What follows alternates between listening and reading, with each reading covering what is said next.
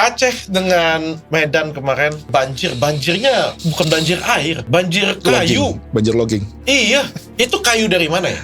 Beberapa kayu jelas ada taggingnya kan. Itu bukan dari langit kan? Lebih mengerikan mana? Tsunami Aceh atau bencana banjir ini? Yang 2004 tsunami memang beneran disebut bencana alam. Oke. Kalau ini ya human made disaster. Ah, serius ini?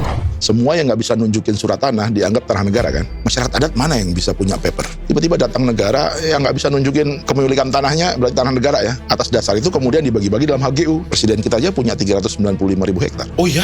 Saya kaget loh dengan jawabannya loh. Di era kepemimpinan siapa, hutan dan lingkungan kita paling parah habisnya? SBY.